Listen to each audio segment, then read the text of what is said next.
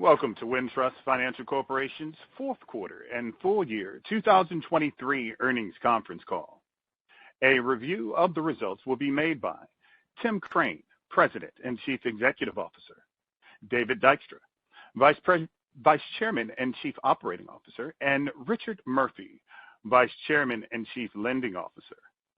As part of their reviews, the presenters may make reference to both the earnings press release and the earnings release presentation. Following their presentations, there will be a formal question and answer session. During the course of today's call, Wintrust management may make statements that constitute projections, expectations, beliefs, or similar forward-looking statements. Actual results could differ materially from the results anticipated or projected in any such forward-looking statements. The company's forward-looking assumptions that could cause the actual results to differ materially from the information discussed during this call are detailed in our earnings press release and in the company's most recent Form 10-K and any subsequent filings with the SEC. Also, our remarks may reference certain non-GAAP financial measures. Our earnings press release and earnings release presentation include a reconciliation of each non-GAAP financial measure to the nearest comparable GAAP financial measure. As a reminder, this conference call is being recorded. I will now turn the conference over to Mr. Tim Crane. Good morning, and thank you for joining us for the fourth quarter and full year call. For those we haven't spoken to recently, Happy New Year. In addition to Dave Dykstra and Rich Murphy, who the host introduced, Dave Starr, our Chief Financial Officer, and Kate Bogie, our General Counsel, are with me. In terms of an agenda, I'll share some high-level highlights. Dave Dykstra will speak to the financial results, and Rich will add some additional information and color on credit performance. I'll wrap up with some summary thoughts on 2024, and as always, we'll do our best to answer some questions. For the year, we reported record net income of just over $622 million, up 22% over 2023. The results reflect our conservative approach to managing and growing our franchise. Specifically, we target steady growth in both loans and deposits, sound and conservative liquidity and risk management, and an unwavering commitment to taking care of our clients. In our materials, as we do at every year-end, we have also included a series of 10-year historical charts that show solid progress on key metrics, evidence that our approach not only works but differentiates us from many of our peers. While this is not new information, we think these charts are meaningful evidence of our strong and consistent performance, and if you haven't already, I would encourage you to look at and review these materials. For the fourth quarter, net income was just over $123 million, a solid result given the recognition of a $34.4 million extraordinary expense related to the replenishment of the FDIC fund following the March bank failures, and an approximately $10 million expense related to the write-down of certain mortgage-related assets due to the falling interest rates during the quarter. We reported record net interest income of $470 million, up approximately $8 million from the third quarter, as a result of both an increase in the net interest margin of 2 basis points to 364 and continued good loan growth. Deposits were also up in the quarter. Non-interest-bearing deposits increased slightly and were steady as a percentage of total deposits. While we continue to expect credit performance to normalize from the very low levels experienced over the last few years, our losses and NPLs remain low. Despite these low credit losses, we've continued to build the allowance, and as you'll hear from Rich, we continue to proactively address challenged credits in our portfolio. I would highlight that our allowance coverage for core loans, excluding primarily our low-loss insurance finance portfolio, is at a healthy 1.55%. This detail is in Table 12 of our press release. The market rate decreases during the quarter that caused the adjustment to the value of the mortgage assets also led to a material improvement in AOCI, driving up our book value and capital levels. The tangible book value increased by $385 million to over $70 a share during the quarter. You'll see in one of the charts that I mentioned that our book value has increased every year during the 10-year period shown, and in fact, if you were to go further back, our tangible book value has increased every year since the company went public in 1996. Our liquidity position remains strong. Overall, a solid quarter, which we believe will compare well and may differentiate us relative to many of our competitors. With that, I'll turn this over to Dave and Rich, and as I mentioned, I'll come back and wrap up with some thoughts on the 2024 outlook. Great. Thanks, Tim. First, with respect to the balance sheet growth, we were again pleased to see loans for the quarter grow by approximately $686 million, or 7% on an annualized basis, consistent with our prior guidance of mid to high single-digit loan growth. The increase in loans was across many of the loan categories, but was primarily related to commercial real estate and commercial premium finance portfolio growth, and Rich Murphy will talk about that in just a little bit. The company also recorded deposit growth of $404 million during the quarter, which is a 4% increase over the prior quarter on an annualized basis. And as to deposit composition, non-interest-bearing deposits at end of the third quarter and fourth quarter both represented 23% of total deposits, evidencing the stabilization of the non-interest-bearing balances during the latter half of 2023. Other balance sheet results were that total assets grew by approximately $705 million. We had slightly increased ending loan-to-deposit ratio, and our capital ratios were relatively stable, with most of those ratios increasing slightly. Overall, a very successful quarter for the growth of the franchise. Our differentiated business model, exceptional team and service, and the unique position in Chicago and Milwaukee markets continues to serve us very well in that regard. Turning to the income statement categories, starting with net interest income. For the fourth quarter of 2023, net interest income totaled $470 million, an increase of $7.6 million as compared to the prior quarter, and an increase of $13.2 million as compared to the fourth quarter of 2022. I should note that the fourth quarter net interest income represents the highest quarterly amount ever recorded by the company. The increase in net interest income as compared to the prior quarter was primarily due to an increase in average earning assets of approximately $509 million. An increase in the company's net interest margin also contributed to the increase in net interest income. The net interest margin was 3.64% in the fourth quarter, which was 2 basis points higher than the prior quarter level.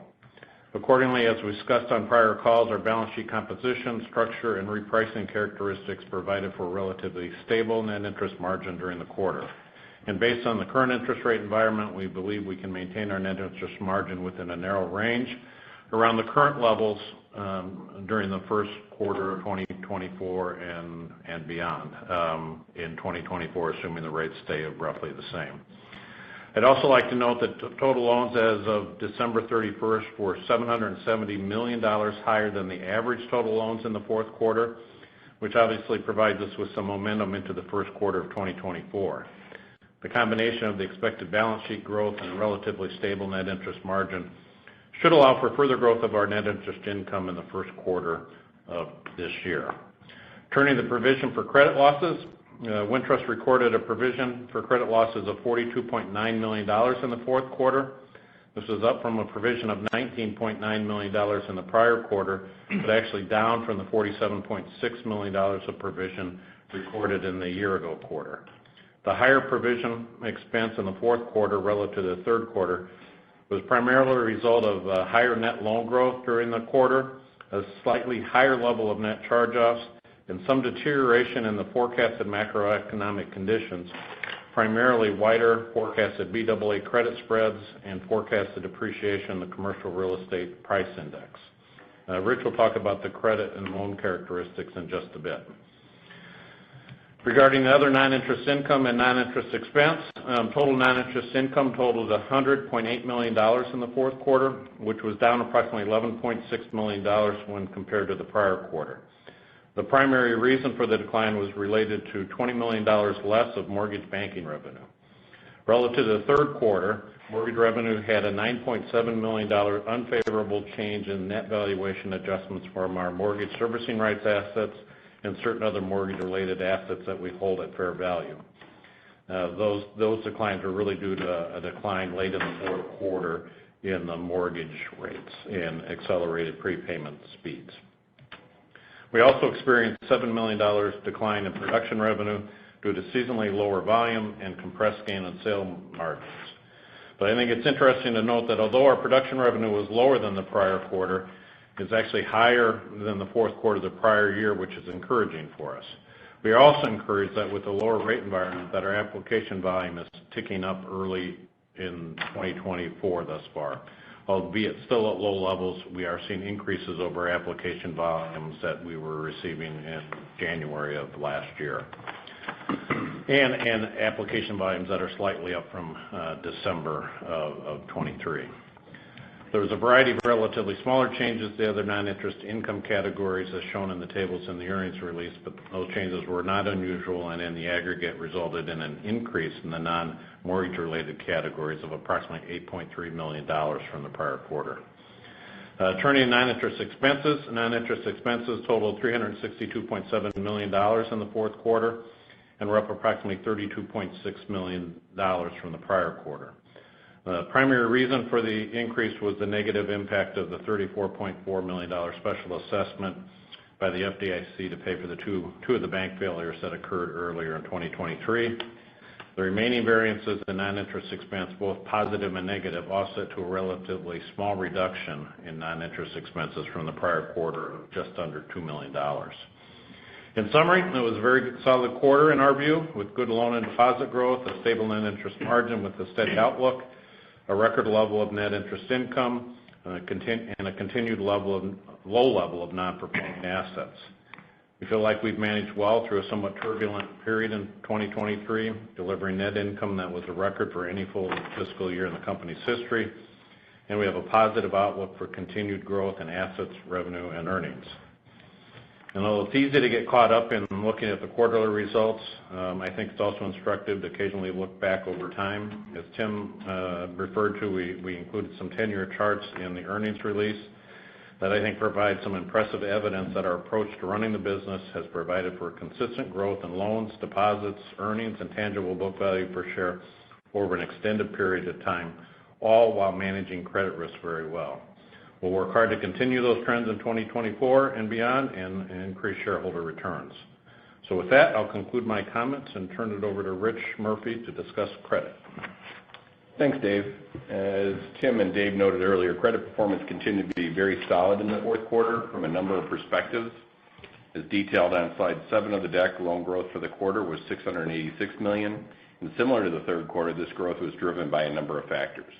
We continue to see a harder market for insurance premiums, particularly for commercial properties, resulting in higher average loan sizes in our commercial premium finance portfolio. And consolidation within the premium finance industry has provided us with a number of new opportunities. We saw good growth in the commercial real estate portfolio, resulting largely from draws on existing construction loans. And finally, our leasing group had another very solid quarter. Total loan growth for all of 2023 was $2.9 billion or 7%. We believe that loan growth for 2024 will continue to be within our guidance for the following reasons. The commercial premium finance team should continue to show solid growth as premiums continue to be elevated. Our various pipelines have stayed very solid, and our leasing team continues to see significant demand in the market. And as we have noted in prior calls, we continue to benefit from disruptions in the banking landscape, and we've seen numerous quality opportunities in our core C&I and CRE business. In addition, we continue to look at a number of lending teams and niche lending opportunities that come from dislocation in other regional banks. Offsetting this growth will be continued pressure on C&I line utilization, which dropped from 37% to 34% year over year, as higher borrowing costs have negatively affected usage. We anticipate that higher borrowing costs will continue to cause borrowers to reconsider the economics of new projects, business expansion, and equipment purchases. In summary, we continue to be optimistic about our ability to grow loans in 2024, and we believe our diversified portfolio and position within the competitive landscape will allow us to grow within our guidance of mid to high single digits and maintain our credit discipline. From a credit quality perspective, as detailed on slide 14, we continue to see strong credit performance across the portfolio. This can be seen in a number of metrics. Non-performing loans increased by $6 million during the quarter from 32 to 33 basis points. While NPLs have increased from 26 basis points to 33 basis points during 2023, they continue to be at historically low levels, and we are confident about the solid credit performance of the portfolio. Charge-offs for the quarter were $14.9 million or 14 basis points, up from $8.1 million or 8 basis points in Q3. Finally, as detailed on slide 14, we saw stable levels in our special mention and substandard loans with no meaningful signs of additional economic stress at the customer level. As noted in our last few earnings calls, we continue to be highly focused on our exposure to commercial real estate loans, which comprises roughly 1/4 of our total portfolio.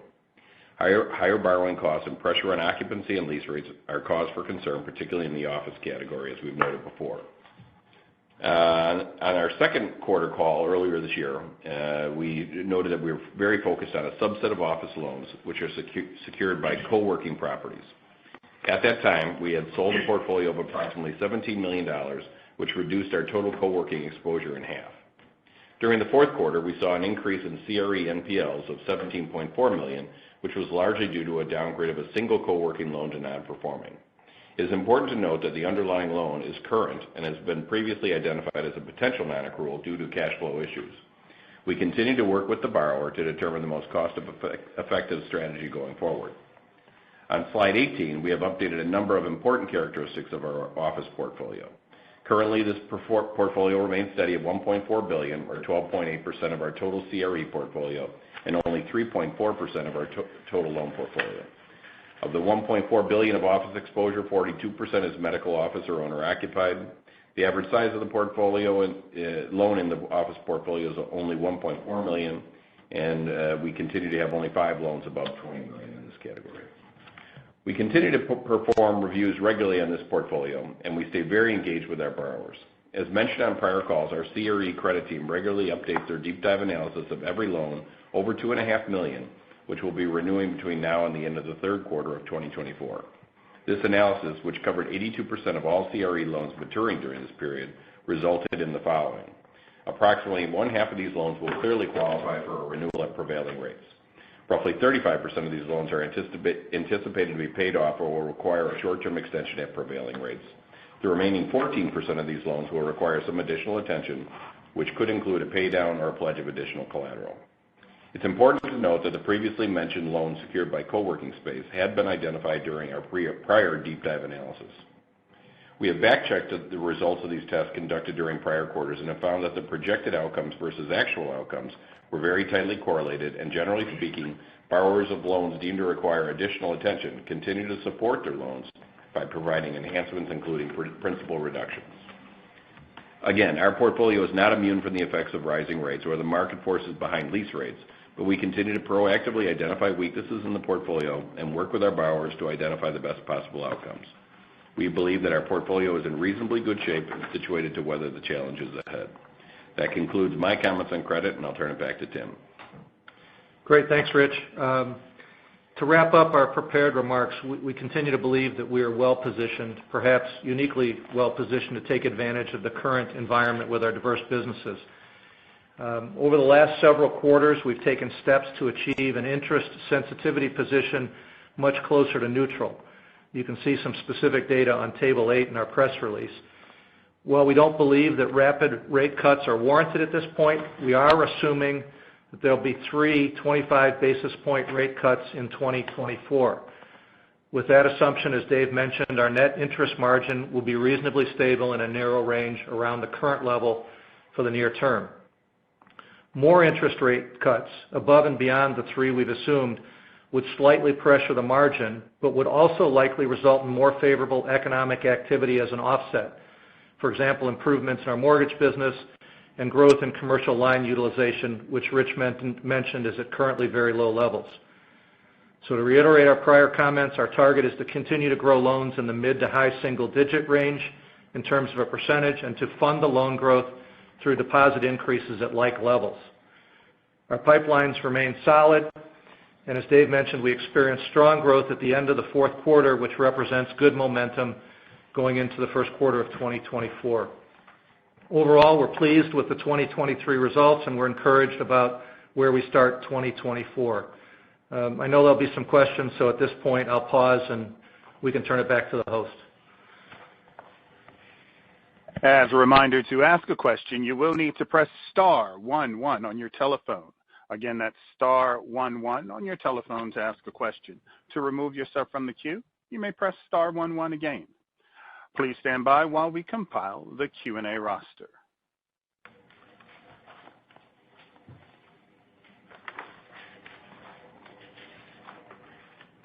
Our first question comes from the line of Jon Arfstrom of RBC Capital Markets. Thanks. Good morning, everyone. Morning, John. Maybe Tim or Dave, just wanted to ask about some of the last comments you made, Tim, on your expectations for the margin to remain in the current range.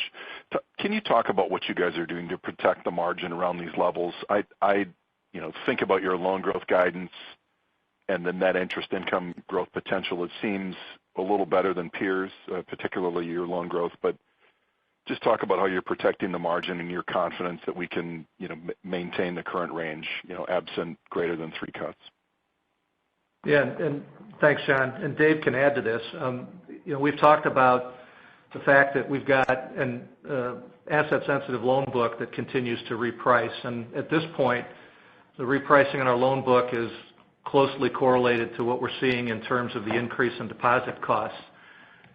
We expect that, for at least a short period going forward here, that will continue to be the case, and that, the spread between our loan and deposits will be roughly stable. I would characterize stable as, plus or minus some number of basis points around 3.6. So we feel pretty good about that, and we've baked in the 3 cuts, starting in June.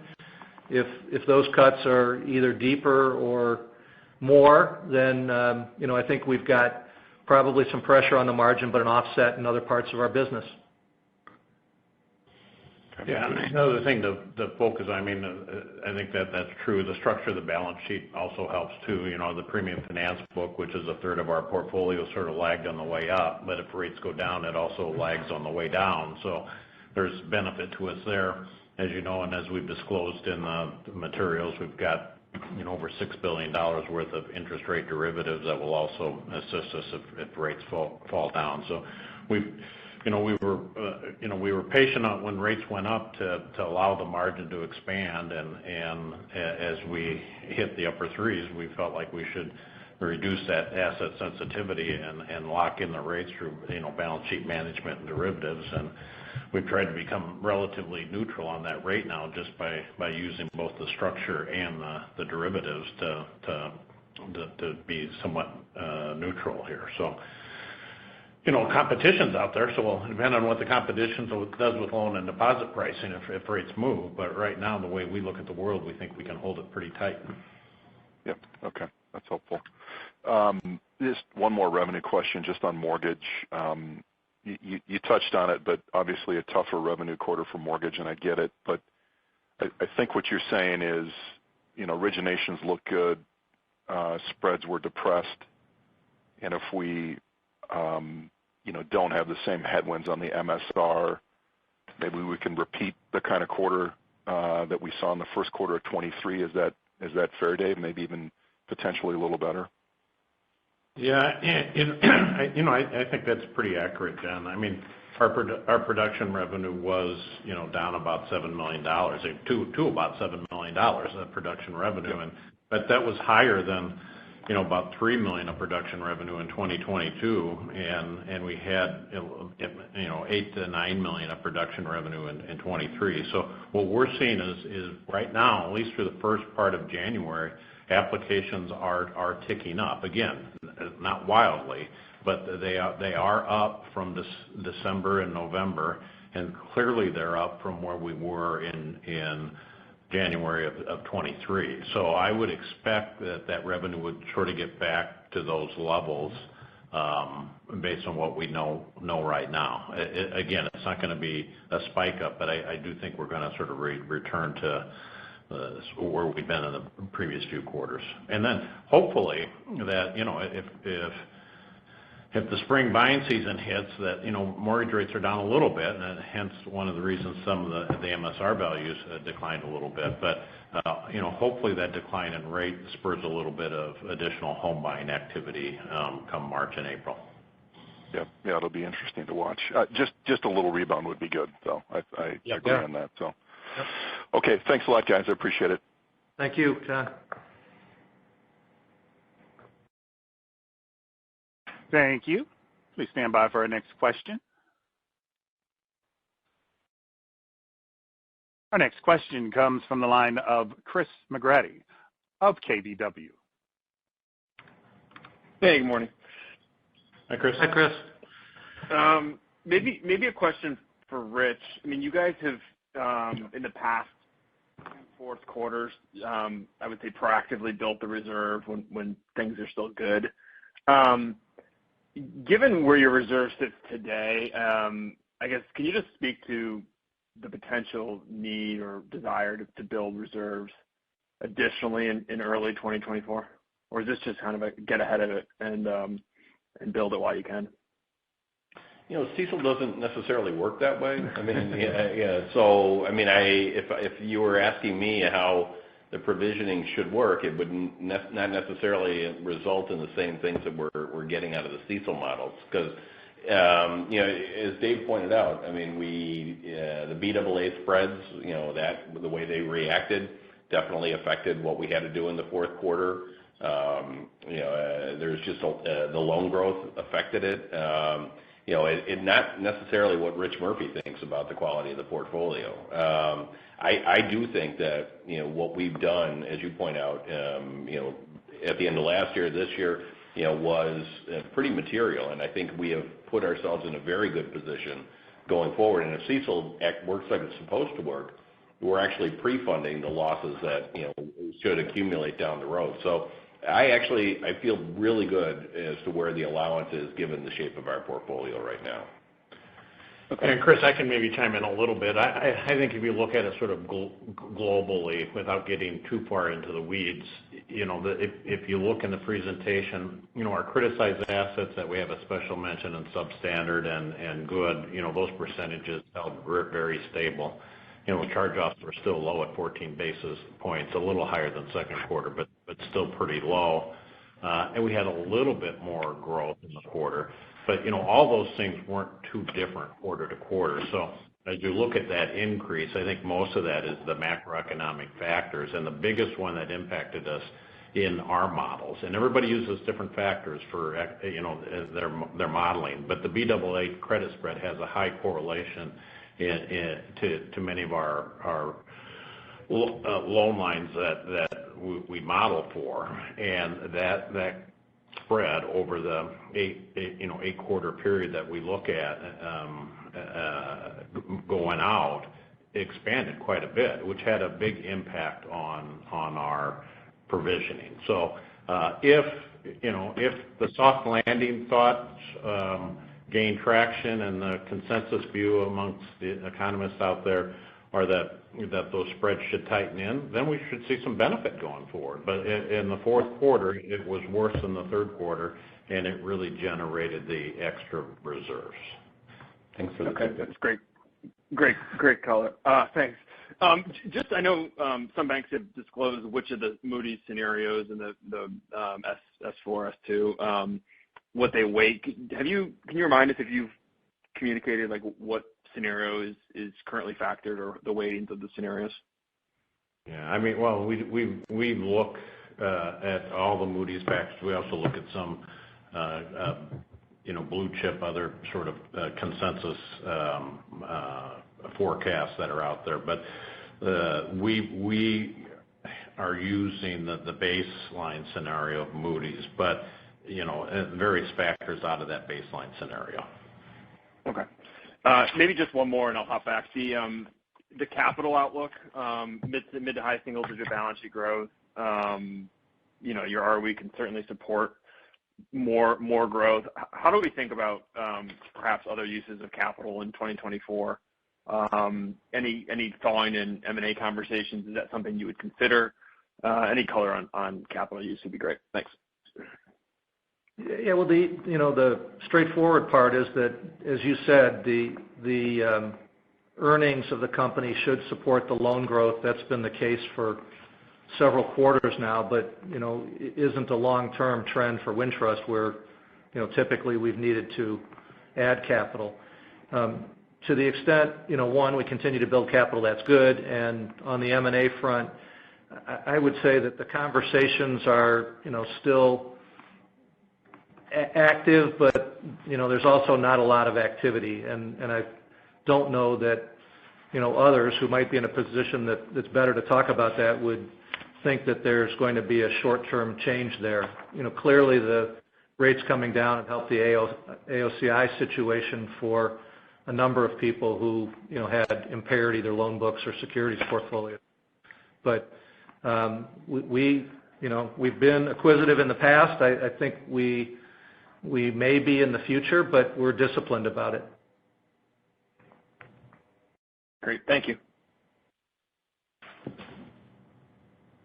Thank you. Our next question comes from the line of Casey Haire of Jefferies. Yeah, thanks. Good morning, everyone. Morning. Wanted to touch a little bit on the NIM stability guide. Just along those 3 cuts, what kind of deposit beta you guys are assuming throughout the year if we get those kind of cuts?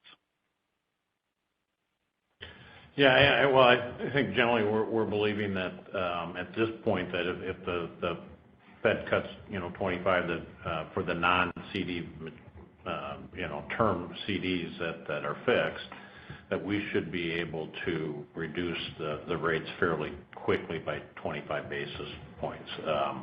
So we're expecting to, as we increased rates rapidly as rates went up, we're expecting to be able to follow fairly closely with cuts in our money markets and savings and the like. Casey, the other thing we're seeing, we don't have a huge book of municipal deposits, but some of those have reference rates, if you will, and we're starting to see as a result of what's happening with rates, those index or reference rates come down, and so we've seen some minor benefit on a portion of the book already. Okay, great. And just a question on the fixed rate asset repricing benefit. In the release, you guys call out about $8 billion that matures within or reprices within the next year. Just wondering, do you have what the yield is on that and what it could reprice to? Yeah, no, we haven't disclosed that, Casey. I don't have it handy here right now, but we'll think about putting that in future releases. Okay, great. And just lastly, the loan-to-deposit ratio ticked up a little bit, to 93. I think you guys have talked about 85 to 90. I know you're talking about funding loan growth with deposits, but just wondering if there is a hard cap on that loan-to-deposit ratio. No, we think we like it sort of in this range is fine with us. It ticked up a little bit. I would expect it to come down again next quarter. A lot of our loan growth just happened near the end of the quarter, and so we were just trying to match deposit and loan growth, and there's a lot that flowed in towards the latter part of December. So just a little probably mismatch on the timing of the deposit raising, but I probably expect that to drift back down to 92 again next quarter or so. Okay, great. Thank you. Thank you. Again, to ask a question, please press star 11 on your touchtone telephone. Again, that's star 11 on your touchtone telephone to queue up for a question. Our next question comes from the line of Jeff Rulis of D.A. Davidson. Hi, thanks. Good morning. Rich, I wanted to circle back on the co-work. You singled out the one credit of, I think, $17.4 million. What is the total remaining co-work exposure? Negligible. I think there might be certainly under $5 million. I think pretty well below that. Might be a couple of small pieces, but generally that we're largely, with this issue being largely addressed, I think that largely is behind us. Okay. So that was the bulk of it, I guess. And then just sort of tracking some of those tables towards the back, was that credit identified and sliding from kind of past due? No, the loan was current. Not down there. Yeah. Got it. Yeah. Okay. And maybe just hop into expenses, safe to assume that quarterly FDIC insurance reverts back to the mid $9 million range. In other words, absent the special assessment, that could be a good run rate for 24. And then kind of the follow-on question to that is just overall expense run rate expectations there would be helpful. Thanks. Yeah, well, clearly the special assessment's a one-time item. I think towards the end of the a couple of years out, depending on how those things settle out, they may true it up a little bit. For now, yes, that number goes away, and you'd be in that mid $9 million range. But that assessment grows as the company grows. So, as much as we don't like to pay the assessment, probably that expense number goes up because we're going to grow the franchise over the course of the year. But you can see that it's trended up over time. So we would only expect it to go up with the growth of the balance sheet, though. And then overall expenses is sort of similar to what we've talked about in the past. If you sort of look at the non-FDIC impacted run rates of the third and the fourth quarter, those will probably increase slightly in 2024 as we have merit and raises for the employees and the impact of inflation, the impact of the FDIC insurance coverage increasing as we grow, and we continue to invest in our infrastructure, digital and technology wise. But so probably that 5% mid-single digit range is what we would expect using the third and the fourth quarter as a base. And if we can grow loans and the franchise in the mid to high single digit range, we can get that operating leverage out of the system. Sounds good. Thank you. And then the last one, just you kind of touched on it a little bit, but in that mid to high single digit loan growth outlook for 24, do you have anything kind of layered in there is it sort of a soft landing type assumption, or that's a crystal ball type question, but for the bulk of 24, do you have a recessionary or slowdown macro-wise embedded? Well, my answer to that would be we've fortunately got, a diversified and pretty granular loan book. So, as we've talked about in the past, the transportation business and some of our customers are already experiencing challenging conditions, and others are doing terrific. So, I don't know that a technical recession is much going to change the environment. And, we think across our loan book, we'll get a pretty balanced level of growth over the year. Yeah, it's a great point, Tim, because we have all these different engines that just fire at different times. If you kind of look at where the growth is coming from over this last year, our life premium finance group, essentially had zero or actually negative growth. Largely because in a higher rate environment, it doesn't work. If you got into a recessionary type situation and they bring rates down, that product suddenly looks much more attractive, and a lot of the loan growth that we had 2 years ago was out of that product. So, as different as the rate cycles move through, they definitely affect different things. Right now, as we talked about, line utilization in a higher rate environment, it really gets impacted.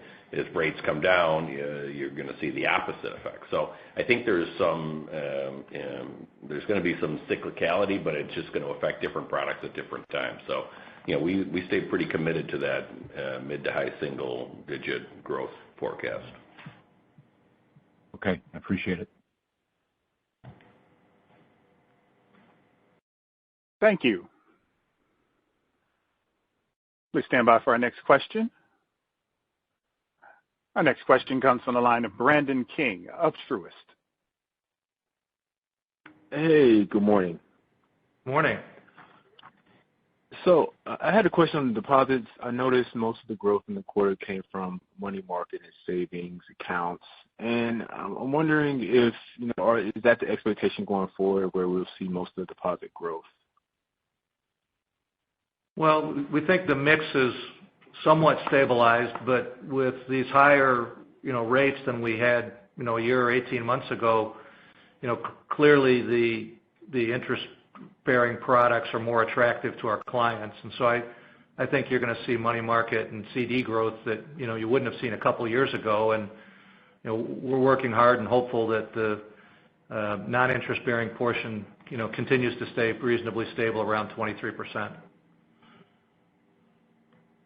Okay. And is part of that strategy also sort of anticipating a Fed easing cycle as maybe those money market accounts maybe easier to lower those rates, I guess faster than if you did more of a CD funding?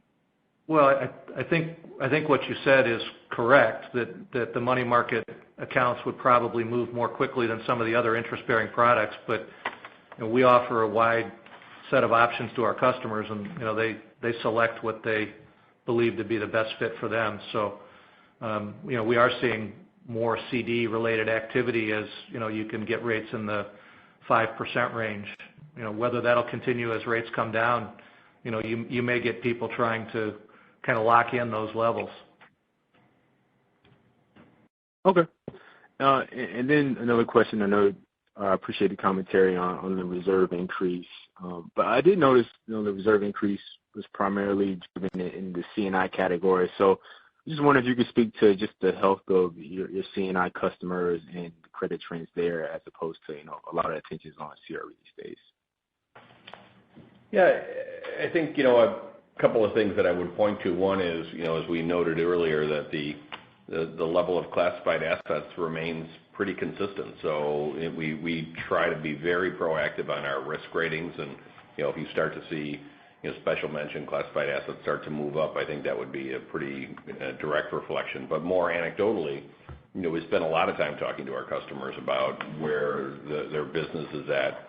And I would say, generally speaking, people still feel like that top line revenue number is holding together pretty well, and that solves a lot of problems. Obviously, higher borrowing costs can affect them. Clearly the economy, I think, has slowed a little bit, and so that's affected them. But while it may not be as rosy when you had zero interest rates and the economy was just really clicking along, it doesn't feel that bad for most of our C&I customers. I think that they still feel pretty optimistic about where their overall revenues are coming from and where those levels will be. I think labor has probably become less of a concern for them, and just overall input costs have stabilized. So I would say just net, I think they feel still pretty good. Great. Thanks for taking my questions. Thank you. Please stand by for our next question, which comes from the line of Ben Gerlinger of Citi. Hey, good morning, guys. Hey, Ben. So I'm going to ask a question. I know you're probably going to be a little annoyed, but I'm going to ask it anyway.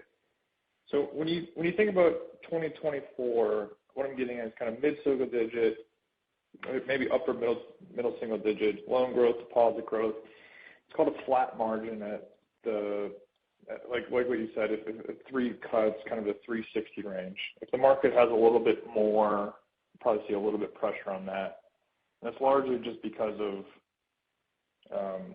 back book repricing on some CRE, and then premium finance still has a little bit of tail left in it. But as we get towards the end of the year and possibly into 25, if there is that 4 cut amount rate cut environment, is there any incremental pressure? Because I mean, I get that the premium finance probably rolls over and starts to work against you, but you also have indexed deposit costs. I'm just trying to think. It's a moving target, obviously, but just any incremental thoughts on how you might exit the year and into 25. And I get you haven't given 25 guidance at all, so just kind of finger in the air. That would be really helpful. Well, a couple things. To be clear, we have very few actual index deposit products. So while the municipal rates, for example, that I mentioned earlier, are tied to some reference rates, they're not contractual. So other than our CD book, we're largely pricing at our discretion. As we talked about, if you get more rate cuts or faster rate cuts, or you get 50, there slightly would pressure our margin beyond the assumed 3 cuts. But our mortgage business would likely perform better. And to Rich's point, we're at very low levels in terms of utilization on lines right now, and we would expect to see some rebound there as rates come down. So while there might be some pressure on the margin as rates continue to drop, we have other aspects of our business that we think will perform well. So that's kind of the best way we're looking at that, and why we value the diversified businesses, as an important part of our model.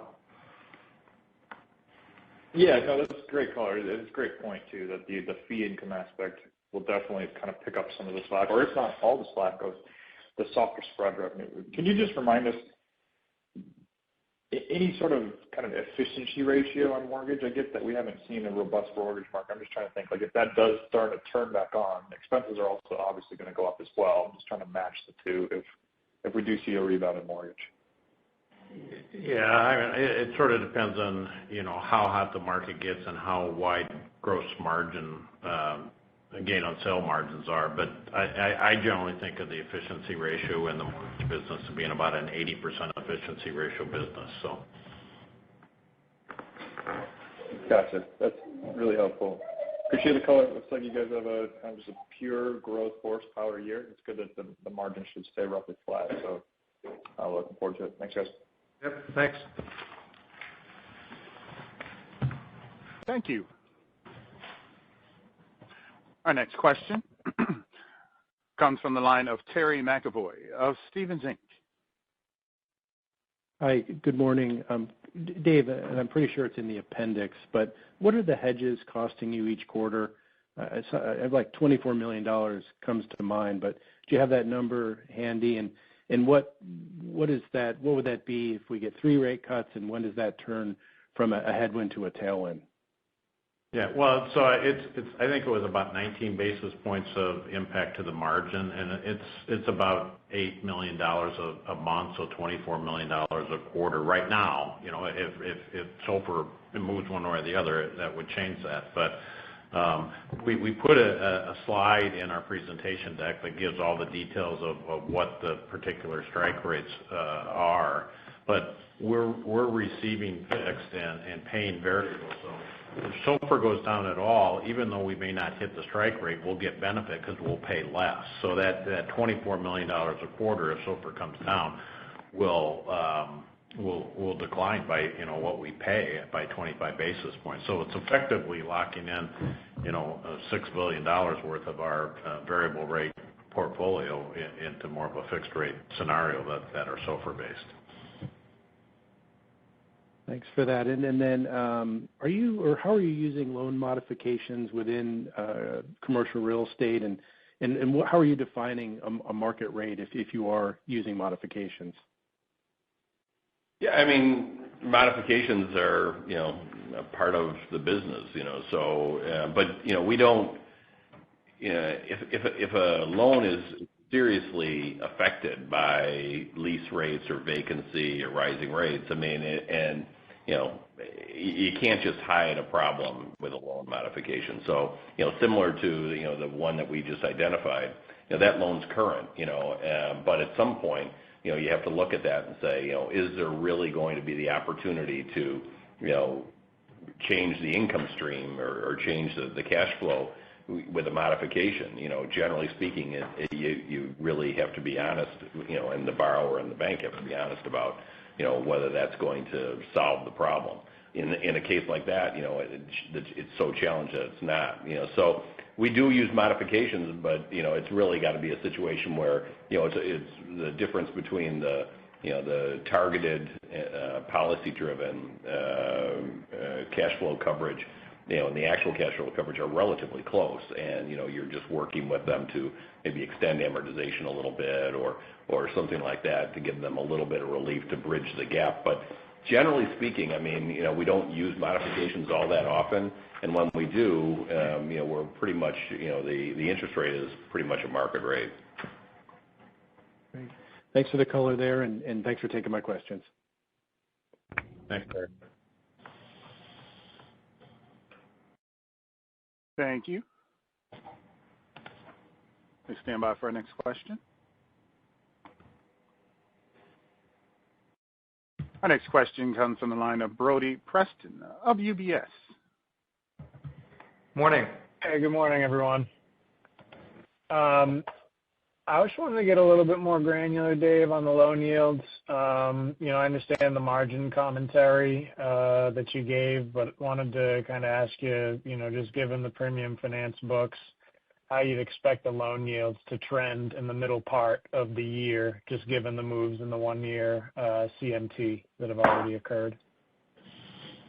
Yeah, well, the book that's tied to the 1-year CMT is the life insurance premium finance book, and so as you're alluding to, the rate now is very similar to the rate a year ago. So the benefit from that book is pretty baked in right now.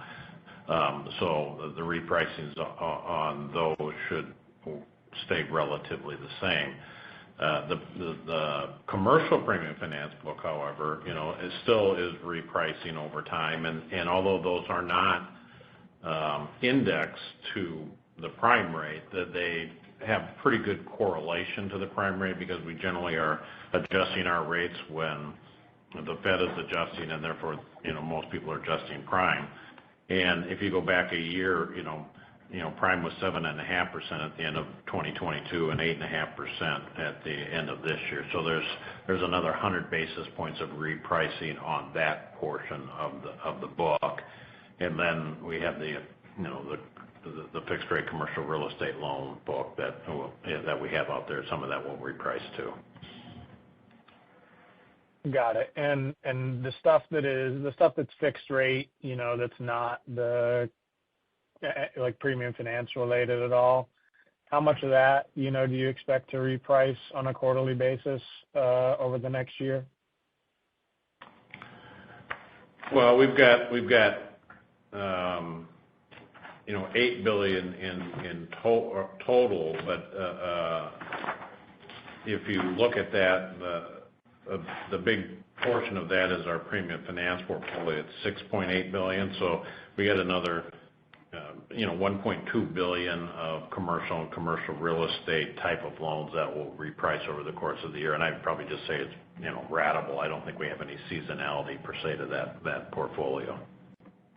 And that at these levels is generally slightly helpful as they reprice. Yeah. Yeah, understood. Is it fair to assume, when I look at that kind of 1 to 5 year bucket as well, that it's a similarly ratable repricing there? I'm just trying to make sure I get the cadence correct through 2025. Yeah, we've sort of looked at this. We don't have any maturity walls coming from that you can say, oh my gosh, when we get out 18 months, we're going to have just a boatload repricing, or we don't get any repricing for 3 or 4 years. It's fairly ratable. Got it. On the NIBs, you guys kind of bucked the trend versus the group this quarter. A lot of other banks have actually seen a reacceleration in NIB outflow. Wanted to ask you specifically if there was anything that drove the strength in the fourth quarter on a period end basis, like if there was any chunky kind of deposits that came from institutional type money. No, not significantly. I mean, we have large flows at the end of the year as people position their balance sheets, but we've worked really hard on the deposit side of the equation to continue to grow clients, and we are hopeful that the 23% turns into a stable level for us. And our team continues to add commercial clients that have non-interest bearing deposits and treasury services and use other products and services we offer. So it's sort of a function of building the franchise. Yeah, that's the way I would look at it too. I mean, Rich talked about there's a little less line usage, so some of those people that maybe would have drawn on the line have used some of their non-interest bearing deposits, and maybe that's a reason why you're seeing some of that industry-wide. But as Tim said, if we continue to grow the franchise and add customers, that right now is offsetting any of that additional leakage, and we're being able to hold it pretty well. And it's been pretty stable on an average basis for the last couple quarters. So we're hopeful that we can hold it in there. Great. And then just last one for me is just on the wealth business. There's a pretty decent pickup in the assets under administration this quarter after they were flat last quarter. Just wanted to ask what caused that to occur. For the revenue to be flattish, you're saying? Just the growth, I think. No, the AUA was up from 44.7 to 47.1 billion. Yeah, a couple things with that. With some of the brokerage accounts grew a little bit. We also, our MaxSafe product that we have, the way we operate that is that works through our trust company as a fiduciary account, so those get included. So it's a little bit of growth in that area, and just a little bit spread out in other places. So nothing significant per se in any one chunky sort of deal. Yeah, and okay, we also in that number, as we note in the press release, our investment portfolio is also managed out of our wealth management area and included in those assets under management. And those ticked up a little bit. Got it. Okay. So that the move higher shouldn't necessarily result in a similar move higher in revenue for next quarter. And some of it is based on beginning of quarter asset valuations, so versus daily or end of quarter. So you might see a little bit of pickup there. All right, great. Well, thank you very much for taking my questions, everyone. I appreciate it. You bet. Thanks. Thank you. I would now like to turn the conference back to Tim Crane for closing remarks. Sir? All right, great. Thank you, everybody. As you can tell, we're generally pleased with the 2023 results, but we've moved on. We've got an eager team that is trying to win clients and new business for the bank every day, and we appreciate your time and your interest in Wintrust. So we'll be working hard, and we'll talk to you in a quarter. Thanks, everybody. This concludes today's conference call. Thank you for participating. You may now disconnect.